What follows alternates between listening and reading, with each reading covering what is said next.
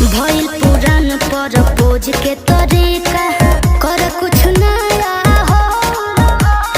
प्यार के चक्कर में हम नहीं पड़ब बमोह माया हो।